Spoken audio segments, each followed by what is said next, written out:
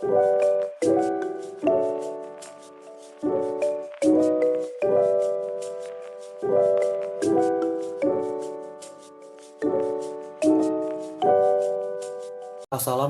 warahmatullahi wabarakatuh. Perkenalkan, kami dari kelompok 3 Praktikum Statistika Sains Data. Kami akan menjelaskan latihan praktikum modul 5. Saya Baruna Birawa dengan NIM 122450097 akan menjelaskan bagian yang pertama. Nah, langkah yang pertama itu kita panggil dulu library-nya. Library di sini membuat paket-paket yang memiliki akses ke berbagai fungsi, dan library ini juga sebagai alat untuk melakukan analisis data, membangun model, dan membuat visualisasi. Nah, lanjut setelah kita udah panggil, kita bikin nih variabel alamatnya.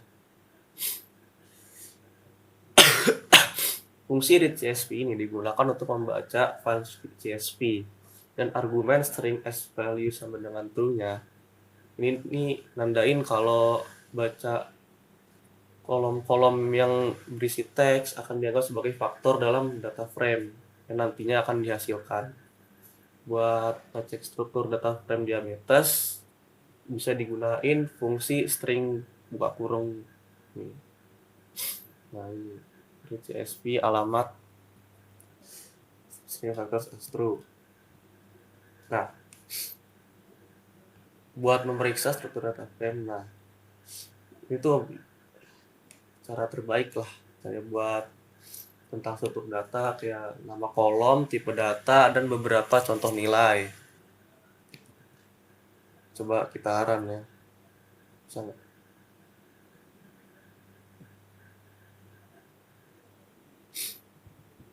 Nah, di sini udah keren.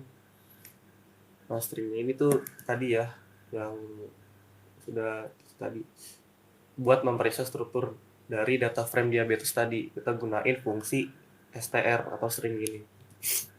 Nanti hasilnya tuh outputnya bakal kayak gini. Ada 768 values dari 9 variabel. Lanjut ke fungsi yang ini, diabetes class. Kode ini nambahin kolom baru ke data frame diabetes yang disebutnya itu kelas, dan diubah jadi faktor yang menggunakan fungsi as faktor buka kurung.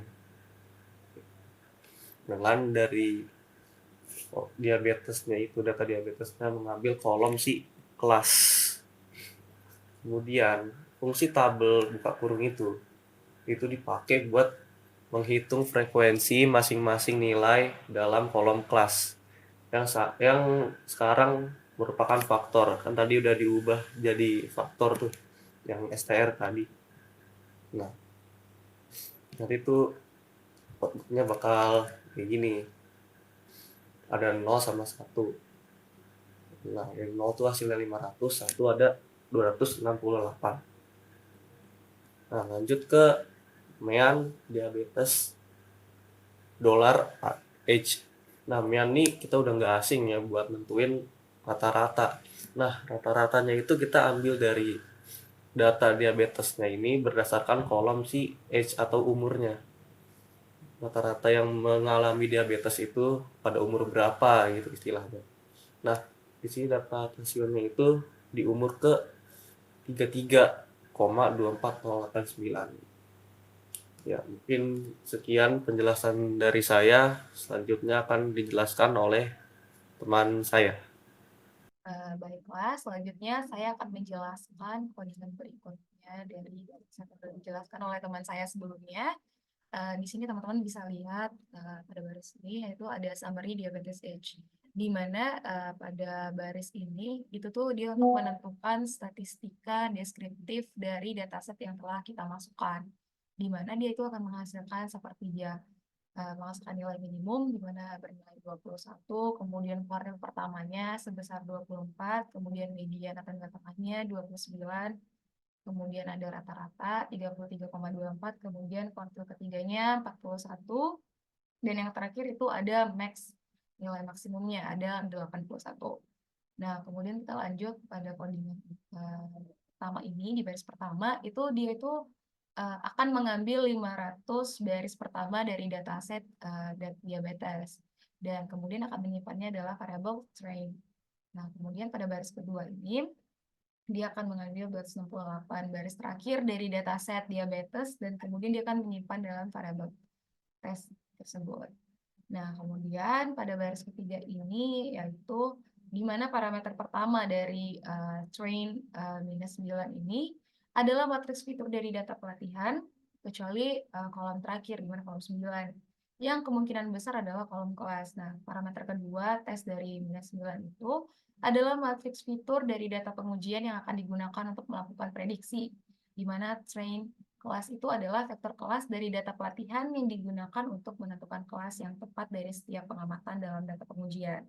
Nah, di mana parameter terakhir, yaitu K sama dengan 2, menentukan bahwa K sama dengan 2 itu berarti algoritmanya itu akan mempertimbangkan dua tetangga terdekat untuk melakukan prediksi. Nah, kemudian di pred underscore test ini, dia itu akan menghasilkan prediksi dari data pengujian yang disimpan dalam variabel pretest. Nah, bisa teman-teman lihat, ini hasilnya seperti ini. Baiklah, selanjutnya akan dijelaskan oleh teman saya. Baiklah, saya akan melanjutkan penjelasan dari teman saya, yaitu penjelasan codingan ke-6 dan ke-7. Untuk penjelasan coding yang ke-6 yaitu mengenai cara mencari conversion matrix. Nilai dari conversion matrix didapat dengan membuat tabel TP, TN, FN, dan FP. Didapat dari hasil nilai prediksi yang didapatkan dari codingan yang kelima dan dari kelas tes yang sebenarnya yang ada pada kolom CSV. Tabel tersebut kita jumlahkan secara diagonal, jadi khusus positif dan negatifnya saja dibagi dengan kolom, jumlah kolom dari tabel tes yang ada di CSV. Didapat hasilnya yaitu 0,6455224. Selanjutnya, untuk mengetahui berapa nilai jumlah dari koefisien matrik yang berisi true positif, true negatif, false positif, dan false negatifnya, yaitu dengan menggunakan koefisien matrik dalam kurung pretest, tes kelas yang ada di CSV. Dan pretest berasal dari hasil tes pada codingan yang kelima. Didapat hasilnya yaitu untuk true positif didapat hasilnya yaitu 127. Dan ini referensinya berada pada arah ke bawah, sedangkan nilai prediksi pada arah ke samping kanan. Dan didapat nilai true negatifnya didapat 40, false positifnya ada di 55, dan false negatif ada di 46. Didapat nilai akurasinya itu 0,64,55, itu hasil dari koefisien matriknya. 95% kepercayaannya yaitu ada di 0,58 sampai 0,7028. Selanjutnya dari nilai no information rate, yaitu adalah nilai kelas yang paling muncul, yaitu nilai 0 sebesar 0,67,6791. Selanjutnya didapat nilai p-value, nilai akurasi besar dari nilai no information rate didapat 0,8924. Selanjutnya nilai kappa yaitu nilai tingkat kesepakatan antara prediksi model dengan label sebenarnya didapat nilai 0,2225. Untuk selanjutnya yaitu tes p-value McNemar, yaitu untuk mengevaluasi hasil yang signifikan perbedaannya antara sensitivitas dan spesifikasi model yang ada di bawah ini. Itu sebesar 0,1509. Jadi ini dikurangi, dapat hasilnya segini. Berikut untuk nilai sensitivitas antara nilai TP dibagi dengan TP plus Vn didapat hasilnya 0,6978. Untuk spesifikasi nilai Tn dibagi Tn tambah Fp didapat nilai 0,5349. Selanjutnya untuk nilai post prediction value didapat dengan menghitung semua nilai positif, yaitu dengan membagi TP dengan TP plus FP. Didapat hasilnya yaitu 0,7605. Berikut juga yang negatif, jadi kita khusus membagi yang negatifnya aja antara TN dibagi dengan TN plus FN. Dapat nilainya itu 0,4554. Selanjutnya untuk nilai prevalence didapat sama hasilnya dengan no information value, no information rate. Hasilnya itu 0,6791. Hanya untuk detection rate. Detection rate adalah untuk menjelaskan berapa nilai true positif yang ada, yaitu sekitar 0,4739.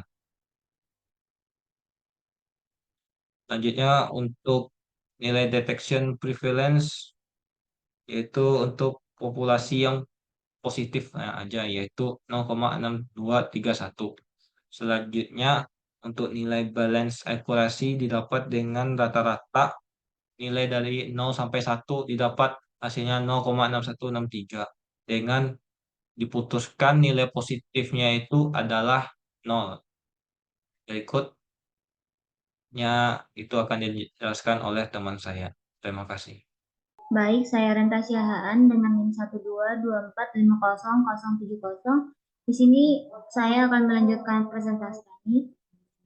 Pada tahap ini kita akan membuat plot yaitu antara diabetes pregnan dan diabetes pedi, yang dimana diabetes pregnan diletakkan pada sumbu X dan diabetes pedi pada sumbu Y. Dan ketika kita run,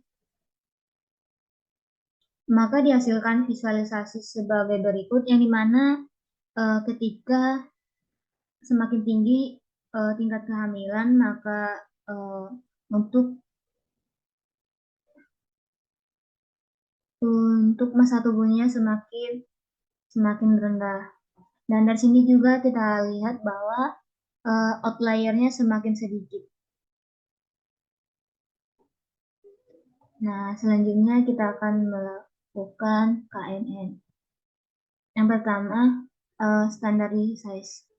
Standardized adalah sebuah komentar yang diberikan untuk memberikan informasi bahwa langkah pertama dalam analisis adalah standarisasi data. Standarisasi adalah proses mengubah data sehingga memiliki min 0 atau rata-rata 0 dan standar deviasinya 1. Nah, adapun di sini STD max min yaitu merupakan suatu fungsi yang digunakan untuk standarisasi data dengan metode scaling menggunakan data minimum dan maksimum. Selanjutnya untuk pregnan 1 dan pedi 1. Adapun pregnan 1 yaitu menstandarisasi variabel preg dari dataset diabetes menggunakan fungsi standar maksimum minimum dan hasilnya disimpan dalam variabel pregnan 1. Nah, adapun PD1 itu untuk menstandarisasi variabel PD dari data diabetes menggunakan fungsi standar maksimum minimum seperti untuk pregnan tadi, dan hasilnya disimpan dalam variabel PD1. Nah, selanjutnya akan dilanjutkan dengan sintaks move sampai out 70. Itu merupakan inisialisasi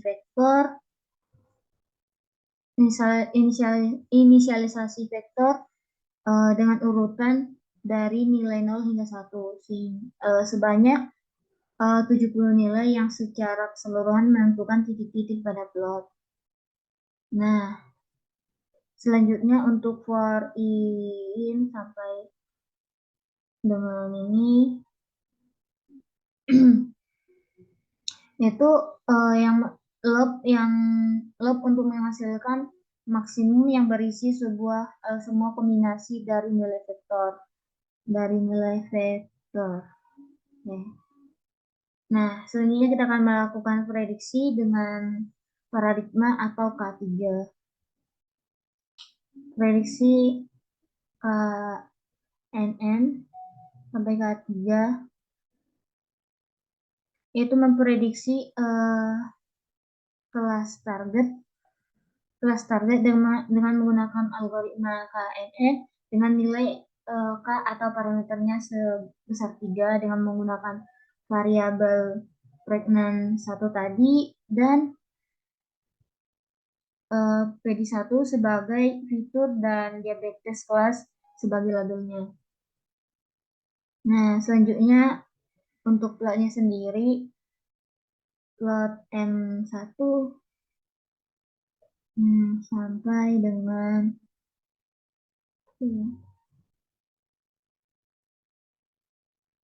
dengan main K sama dengan 3, yaitu di mana plot semua titik pada matriks dengan warna yang diprediksi sebagai tes positif ditampilkan sebagai warna cyan dan yang lainnya ditampilkan dengan warna kuning atau yellow. Nah, titik tersebut yang diplot menggunakan karakter simbol 17 atau 12 tergantung pada prediksi yang dilakukan. Nah, selanjutnya pada poin pregnan 1 dan PD1 dengan kolerasi antara pada kolerasi diabetes kelas sampai dengan CEX 0,7 yaitu CEX 7 yaitu dengan menambahkan titik-titik plot yang menunjukkan data aktual dari dataset diabetes. Warna titik ditentukan oleh kelas target dengan karakter simbol 17 atau 12 tergantung pada kelasnya dengan ukurannya yang diatur dari 1 tadi menjadi 0,7. Dan ini merupakan visualisasi berdasarkan sintaksnya.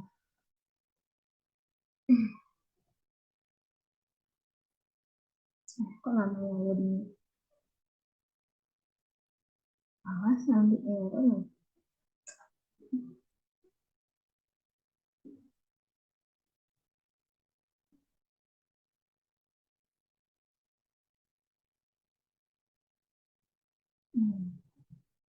Ini merupakan hasil visualisasi berdasarkan sintaks-sintaksnya tadi.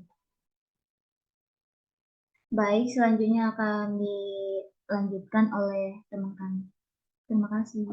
Assalamualaikum warahmatullahi wabarakatuh. Perkenalkan, nama saya Davina Zakalutfi. Di sini saya akan melanjutkan penjelasan dari teman saya. Di sini terdapat prediksi yang berisi metode KNN. Ini adalah langkah utama untuk kita menggunakan fungsi KNN untuk melakukan prediksi kelas. Di sini juga terdapat CBIN dengan 2 vektor preg1 dan predi1 sebagai atribut prediktor. Di sini juga terdapat M yang merupakan data yang akan diprediksi. Selanjutnya ada diabetes kelas. Ini adalah kelas target yang akan diprediksi dengan K sama dengan 7. Ini menentukan jumlah tetangga prediksi yang akan dipertimbangkan dalam proses klasifikasi. Selanjutnya digunakan plot untuk membuat plot yang menampilkan hasil prediksi dengan M1 dan M2 merupakan koordinat X dan Y dari data yang akan diprediksi. Selanjutnya terdapat call sama dengan e-false dengan prediksi sama dengan tes positif dengan warna biru dan yellow. Di sini juga terdapat PCH sama dengan e-false, prediksi sama dengan tes positif 17,12.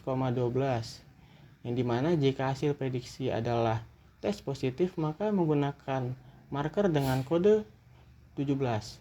Dan jika tidak maka menggunakan marker dengan kode 12. Di sini juga terdapat main sama dengan K sama dengan 7.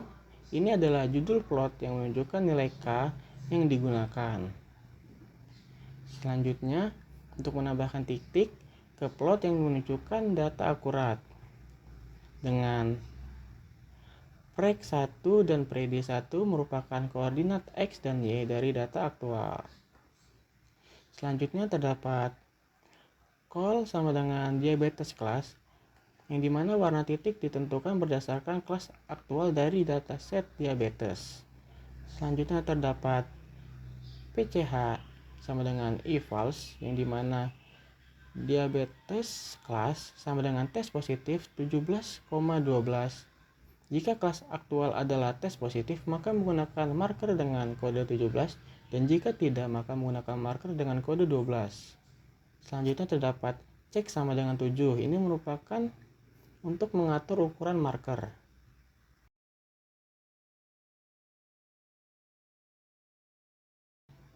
Setelah melakukan prediksi plot, menampilkan hasil KNN pada data M, titik yang diprediksi sebagai set positif dan ditampilkan dengan warna biru dan menggunakan simbol penuh, sementara titik yang diprediksi sebagai set negatif akan ditampilkan dengan warna kuning dan menggunakan simbol silang. Pada kode selanjutnya ini sama seperti sebelumnya, yang hanya membedakan yaitu K sama dengan 10.